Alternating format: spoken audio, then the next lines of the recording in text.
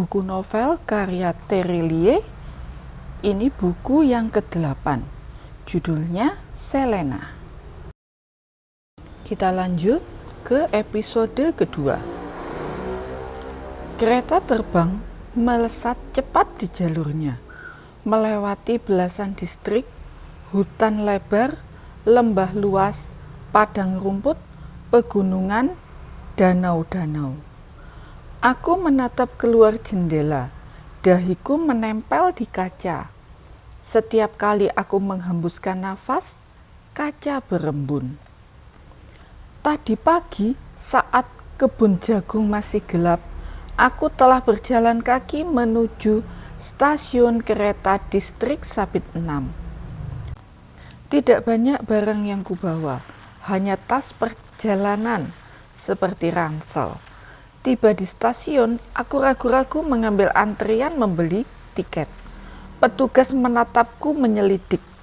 Aku menyerahkan uang, menyebutkan tujuanku. Petugas mengetukkan jemari di panel mejanya. Dan 15 detik kemudian, selembar tiket dengan hologram hijau menuju kota Tisri sudah berada di tanganku. Menunggu 15 menit, tumpanganku tiba. Kereta terbang merapat ke peron stasiun. Warnanya perak dengan garis-garis keemasan. Bentuknya seperti peluru. Ada 40 gerbong. Panjang sekali keretanya. Rutenya hingga titik paling ujung sebelah utara Kelan Bulan. Aku bergegas naik, takut tertinggal. Ku peluk tasku erat-erat, mulai mencari gerbong dan kursiku. Kereta ini sangat bagus. Awalnya aku gugup. Aku tidak pernah melakukan perjalanan sejauh ini dengan kendaraan sebagus ini. Ayah hanya pernah mengajakku ke pantai. Itu pun cuma naik kapsul terbang Kusam milik tetangga. Kereta terbang ini lompatan hebat dalam perjalananku. Termasuk penumpang lain yang menatapku. Bibir yang runcing, ekspresi wajah yang heran, bisik-bisik. Aku terus melangkah mengabaikan mereka menuju kursiku. 5 menit menunggu semua penumpang naik. Kereta terbang akhirnya mendesing pelan, lantas melesat meninggalkan stasiun. Terbang setinggi 500 meter. Aku asik menatap ke luar jendela. Ini seru, perasaan gugupku menguap digantikan antusiasme. Sungai-sungai besar terlihat di bawah sana, membentuk kelok yang menakjubkan. Seperti lukisan di atas kanvas, ada puluhan sungai seperti akar serabut, membelah hutan dan padang rumput. Aku tersenyum pelan, teringat kalimat ibu dulu. Ingatanmu sekuat gurat air di sungai-sungai jauh, Selena. Aku belum pernah melihat sungai-sungai itu. Pemandangan di bawahku juga bukan sungai-sungai jauh, tapi itu pastilah indah tak terkira. 2 jam perjalanan, kereta tiba di stasiun sentral kota Tisri. Sebenarnya hanya butuh 15 menit jika terbang langsung, tapi kereta panjang yang kunaiki berhenti di banyak titik. Itu bukan kereta super ekspres yang hanya melayani satu titik ke titik lain. Itu kereta sapu jagat, mengangkut penumpang di setiap stasiun distrik. Lebih lama waktu menunggu di stasiun dibanding perjalanannya. Aku turun ke peron. Aku menatap sekitar dengan terperangah, menelan ludah. Lihatlah, stasiun sentral kota Tisri ramai pengunjung. Bayanganku tentang kota besar terlalu dangkal. Ini lebih megah dibandingkan imajinasiku. Penumpang hilir mudik, 1-2 berlarian berusaha mengejar jadwal. Pakaian mereka terlihat keren, warna-warna gelap yang meyakinkan. Aku menatap bajuku yang kusam. Kursi-kursi panjang dipenuhi komuter yang menunggu. Petugas keamanan dengan Tabung perak berkeliling. Di setiap sudut stasiun terlihat mesin-mesin atau benda canggih, juga baliho transparan menawarkan barang-barang atau mengumumkan sesuatu. Satu baliho besar di dinding stasiun menampilkan wajah seseorang desainer muda paling brilian, Klan Bulan. ILO meluncurkan koleksi terbarunya di kota Tisri. Reservasi acara silahkan hubungi 000215709. Aku membacanya sekilas. Aku menoleh ke sana kemari. Beberapa kereta terbang lainnya ikut mendarat di stasiun, mengeluarkan penumpang dari perutnya. Para pekerja yang menuju kantor, anak-anak yang berangkat sekolah. Beberapa kereta lainnya melesat, menembus lorong-lorong bawah tanah, atau terbang ke atas. Jam sibuk. Stasiun sentral kota Tisri ramai sekali. Di tengah keramaian kota, aku kembali gugup, seperti saat tadi mulai naik kereta. Tapi setelah meyakinkan diri beberapa kali, pelan-pelan kakiku mulai melangkah. Aku membujuk hatiku agar mulai terbiasa. Tujuan pertamaku adalah meja informasi.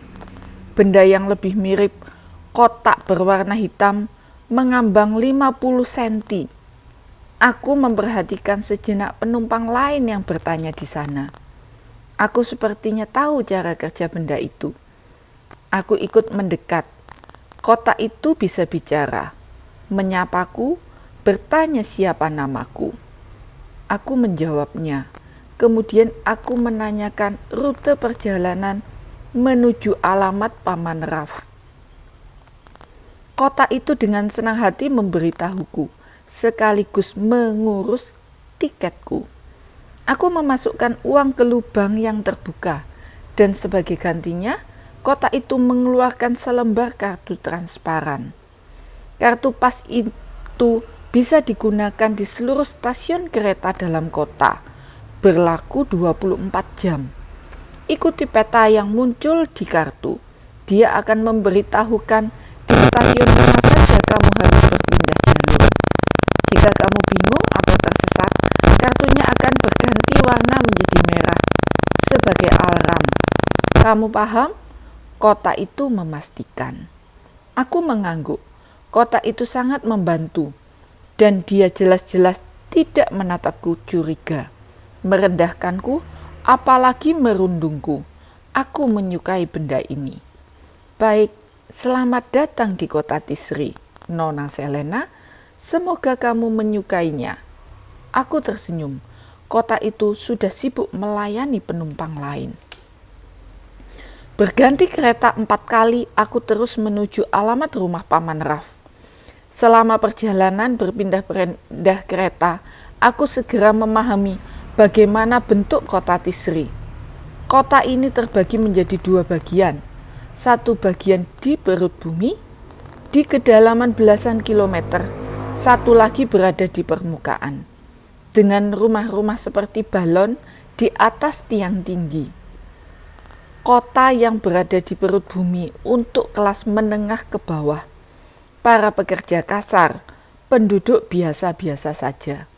Sementara bangunan-bangunan bertiang di atas hamparan hutan dihuni oleh penduduk kelas atas, orang-orang penting, orang-orang kaya, elit kota. Tapi aku lebih menyukai bagian kota di perut bumi, lebih ramai, lebih hidup, persis seperti kota super megapolitan. Ada bangunan besar, pusat perbelanjaan, perkantoran, pabrik, pengolahan makanan, dan taman kota. Aku tidak merasa sedang berada di perut bumi, hanya karena ada dinding-dinding tinggi, juga atap buatan dengan sistem pencahayaan berupa lampu-lampu besar yang membuatku tahu ini bawah tanah. Sementara bagian kota yang berada di permukaan lebih lengang, hanya hutan-hutan lebat dengan tiang-tiang rumah. Aku harus mendongak untuk menatap bola-bola di atasnya. Entah bagaimana penghuni rumah itu bepergian. Mungkin mereka punya kapsul terbang yang bagus. Di jalur kereta keempat, stasiun paling ujung, kartu transparan yang kupegang erat-erat sejak tadi berubah warna menjadi merah. Alarm agar aku tidak melewati stasiun. Aku mengangguk. Aku sudah tahu ini pemberhentian terakhirku. Gerbong kereta bawah tanah hampir kosong. Aku lompat turun ke peron. Kartu di tanganku melukis peta, lantas tanda hijau seperti panah memberitahuku jalan yang harus kuambil. Jaraknya tidak jauh, 500 meter. Aku bisa jalan kaki ke sana.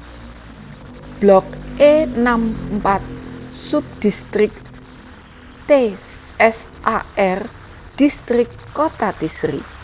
Aku membaca informasi di kartu transparan. Itu alamat yang hendak kutuju. Sepanjang berjalan kaki, aku menatap kiri dan kanan.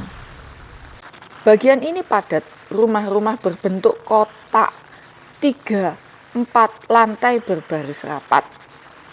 Anak-anak kecil bermain, berlarian. Ibu-ibu sibuk dengan pekerjaan rumah. Beberapa kapsul terbang melintas. Pukul 8 pagi. Kesibukan terlihat di setiap jengkal rumah. Langkahku berhenti di depan sebuah bangunan 4 lantai. Lebarnya sekitar 20 meter. Ada banyak orang dengan seragam pekerja konstruksi di halaman. Siap berangkat kerja, mengenakan tangan-tangan robot, juga kaki-kaki robot. Kapsul terbang berukuran besar telah menunggu di jalan. Para pekerja melangkah memasuki kapsul. Langkah mereka berderak seperti semi robot. "Hai, kamu hendak kemana?" Salah satu pekerja menahan langkahku yang masuk ke halaman bangunan. "Paman Raf," aku berkata pelan. "Paman Raf?" Pekerja itu menyelidik. "Aku Selena, dari distrik Sabit 6. Apakah ini rumah Paman Raf?" Pekerja itu menoleh ke temannya. "Si keriting ini mencari Raf. Sejak kapan Raf punya keponakan?" Temannya mengangkat bahu. Aku mengusap rambutku yang memang keriting. "Baiklah, kamu masuk ke bangunan sana, naik ke lantai 2. Kantor Raf ada di sana. Hati-hati bicara dengannya." Suasana hati Raf pagi ini sedang buruk karena Dewan Kota Tisri mengancam membatalkan kontrak salah satu proyeknya. Pekerja itu menyeringai. Aku mengangguk, meskipun tidak mengerti separuh kalimat itu. Ibu memang pernah bercerita bahwa dia punya adik namanya Raf, tinggal di Kota Tisri. Tapi aku belum pernah bertemu dengannya. Aku hanya sekali melihatnya lewat foto masa kecil ibu. Di foto itu Paman Raf masih dalam wujud anak-anak usia 12. Bagaimana aku akan mengenalinya sekarang? Usai aku mengenali Paman Raf seketika saat tiba di ruang kerjanya. Ada 12 orang di sana. Paman Raf sedang mengamuk, marah-marah. Yang lain menunduk, diam mendengarkan. Ruangan mendadak lengang saat aku masuk. Semua wajah tertoleh.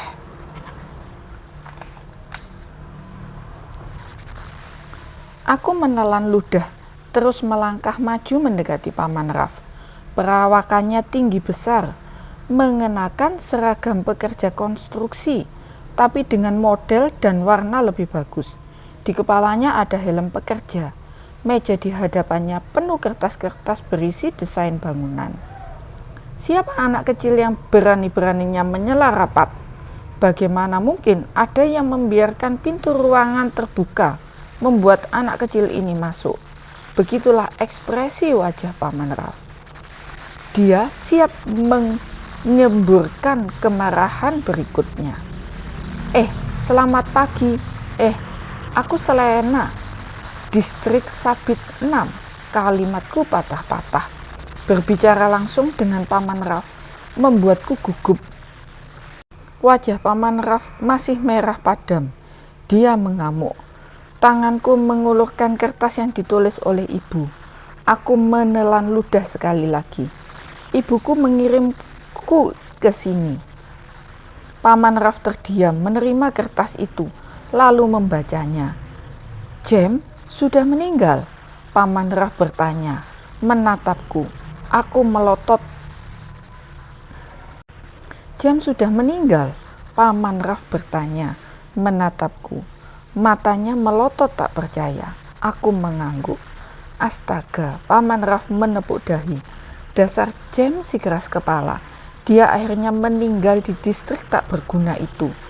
Aku bilang juga apa? Bah. Aku diam menunduk, membiarkan Paman Ralph mengeluarkan kalimat omelan. Mungkin itu cara dia turut berduka cita, merasa kehilangan akan kepergian adiknya. Dengan marah-marah dan mengomel. Dan kamu, siapa namamu tadi? Selena. Aku mengangguk. Kamu putri James? Suara Paman Ralph kini lebih terkendali, lebih lembut. Aku mengangguk lagi. Paman Ralph terdiam lantas menoleh ke 12 orang di sekitarnya. Rapat bubar, aku ada urusan yang lebih penting dan mendesak. Kalian kembali ke pos masing-masing. Aku tidak mau tahu. Progres pekerjaan harus sesuai permintaan Dewan Kota. Sekali ada pos yang gagal, aku sendiri yang akan memukuli pekerjanya hingga tidak bisa berdiri. Dan kalian mandornya akan kukirim ke penjara kota. Kalian paham? 12 orang mengangguk segera membubarkan diri. Ayo ikut aku, Selena. Paman Ralph mengajakku keluar ruangan. Aku segera membuntutinya. Sambil bergegas mengikuti langkah lebar Paman Ralph, aku cepat belajar. Bangunan itu kantor para pekerja konstruksi dan Paman Ralph pemiliknya. Lantai pertama digunakan sebagai kantor, lantai 2 dan 3 sebagai mes, tempat tinggal para pekerja. Lantai paling atas separuhnya dijadikan kantin besar, separuh lagi digunakan sebagai rumah Paman Ralph. Seorang perempuan usia 60 menyapaku ramah. Aku suka wajah ramahnya. Sejak detik pertama kami berjumpa. Dia putri James, yatim piatu sekarang. Ayah dan ibunya telah meninggal. Paman Ralph berseru ketus. Selena, aduh, Selena. Perempuan itu berseru tertahan. Aduh, kamu sudah besar sekali. Kamu mungkin tidak mengenalku, panggil saja aku Bibi Leh. James pernah mengirim 1-2 surat ke sini, meski pamanmu tidak pernah membacanya. Aku yang menyimpannya, termasuk fotomu waktu bayi. Aduh, James sudah meninggal. Aku mengangguk. Itu sangat menyedihkan. Bibi Leh terlihat sedih. Beri dia makan, sepertinya dia lapar. Paman Ralph kembali berseru ketus. Anak ini kecil, kurus, ringkih, mungkin sudah lama tidak makan. Si James tidak pernah becus mengurusi anaknya. Terdampar di distrik kumuh itu, tambah tidak becus dia. Bibi Leh mengangguk. Dia segera menyiapkan makanan, lezat dan banyak. Itu yang paling penting. Aku lahap menghabiskannya hingga berceceran di meja. Bibi Leh berbeda dengan suaminya yang suka mengomel. Dia ramah dan menyenangkan. Tidak terbayangkan ada pasangan karakter bertolak belakang seperti mereka. Mereka sudah lama tinggal di bangunan 4 lantai itu. Anak mereka 5, semuanya laki-laki. Paling kecil usia 20 tahun. Semua bekerja di kantor konstruksi bangunan Paman Ralph. Itulah kenapa rumah itu lengang. Mereka berangkat kerja pagi-pagi, baru pulang setelah malam. Bibi Leh mengurus seluruh keperluan bangunan. Sambil menemaniku makan, dia bercerita banyak hal tentang kota Tisri, tentang subdistrik TSAR yang diisi pekerja konstruksi. Setelah menghabiskan isi piringku, Bibi Leh mengantarku ke kamar. Aku minta maaf Selena, hanya ini kamar yang tersisa. Bibi Leh tampak sedih. Aku menggeleng, ini sudah bagus sekali. Aku mendapatkan loteng bangunan. Tidak besar, ukuran 2 kali 3 meter. Langit-langit lotengnya kerucut mengikuti bentuk atap. Ada jendela besar menghadap ke jalan. Loteng ini sebenarnya gudang. Paman Raf harus menyingkirkan karung-karung besar ke dinding, menyisakan ruang kosong di lantai. Sebuah dipan lipat dihamparkan. Dalam 5 menit kamarku siap. Mesin penyapu terbang menyedot debu. Ada sebuah cermin besar dengan bingkai kayu di salah satu dindingnya. Separuh tertutup karung. Cermin itu satu-satunya perabotan di ruangan itu. Terima kasih Bibi Leh. Selena, aku justru senang sekali rumah ini akhirnya punya anak perempuan. Anggap saja aku ibumu. Kami senang sekali kamu kemari. Bibi Leh memeluk kepalaku, matanya berkaca-kaca. Tinggiku hanya sebahu dia. Aduh, aku senang sekali. Jem mengirimmu ke sini. Maaf, aku jadi menangis. Kamu sudah kenyang, Selena? Paman Raf berseru dari ambang pintu. Aku mengangguk. Bibi Leh melepas pelukanku. Kamu suka kamarmu? Aku mengangguk. Baik, saatnya bekerja. Paman Raf melemparkan seragam pekerja konstruksi bangunan. Astaga Raf, kamu tidak menyuruh Selena bekerja, bukan? Tentu saja aku akan menyuruhnya. Seluruh penghuni bangunan ini harus bekerja. Biaya hidup di kota Tisri mahal. Kita tidak bisa menghidupi anggota keluarga tambahan tanpa bekerja keras. Bibi Leh menatap suaminya tidak percaya. Selena baru tiba. Aku tahu dia baru tiba. Usianya belum genap 15 tahun. Kamu tidak rasional, Raf. Dia seharusnya dikirim ke sekolah, bukan bekerja. Justru aku rasional, maka dia harus bekerja. Dan jangan lupakan, Jem pernah bilang bahwa anaknya memiliki kekuatan. Aku tidak tahu seberapa bagus pukulan berdentumnya atau teknik lain, tapi itu berarti dia cukup kuat untuk menggerakkan tangan-tangan robot, mengebor tanah, memasang baja konstruksi, dan sebagainya. Ayo Selena, kenakan seragammu, kapsul terbang, jemputan terakhir menunggu di halaman. Aku menatap Paman Raf yang balas menatapku serius sekali.